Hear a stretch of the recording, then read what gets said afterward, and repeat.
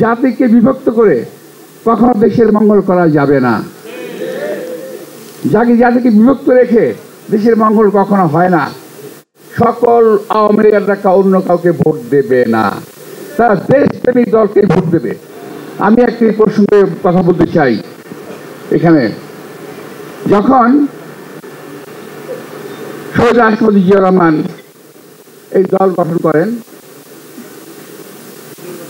আমার সঙ্গে ওনার বয়সের সম্পর্ক অনেক ছিল, অনেক গ্যাপ ছিল, অনেক গ্যাপ। সামনাসামনি বসে কথার মতো অবস্থা আমাদের ছিল না। তবুও শহীদ রাষ্ট্রপতি জিয়াউর রহমান ছিলেন একজন বিশাল মনের অধিকারী মানুষ। উনি ছোট বাচ্চা থেকে বুড়ো বন্ধু সবার সঙ্গে উনি কথা বলতেন, মত বিনিময় করতেন। তো আমাদের সঙ্গে যখন প্রায় কথা হতো, আমি তাকে উদ্বোধন করি, আমি একদিন প্রশ্ন করেছিলাম যে স্যার, কিছু স্বাধীনতা বিরোধী লোক, কিছু মুক্তিযুদ্ধ বিরোধী লোক, এদেরকে দলে নিচ্ছেন, এটা কি ঠিক হচ্ছে? এটা কি দেশের জন্য ভালো হবে? তখন তিনি বললেন গম্ভীর গলায় যে তুমি তো বুঝতে পারবে না, আমি তো একজন মুক্তিযোদ্ধা, আমি তো রণাঙ্গনে লড়াই করেছি, এই দেশকে স্বাধীন করেছি, আমি মেনে নিচ্ছি, তোমরা মেনে নিতে পারো না কেন?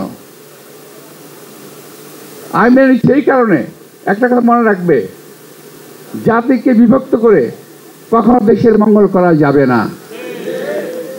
জাতিকে বিভক্ত রেখে দেশের মঙ্গল কখনো হয় না। সুতরাং জাতিকে ঐক্যবদ্ধ হতে হবে। আমরা সেই দলের শহীদ রাষ্ট্রপতির দল করি। আমরা জাতিকে বিভক্ত হতে দিতে চাই না, আমরা জাতিকে বিভক্ত করতে পারি না।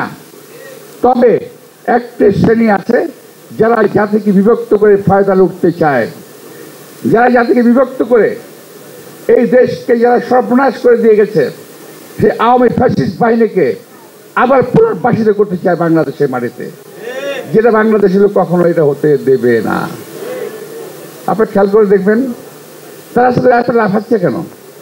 তারা লাফাচ্ছে এই কারণে, তারা বুঝে নিছে যে আওয়ামী লীগের ভোটগুলো আমরাই তো পাবো, এরকম একটা ধারণা হয়ে গেছে।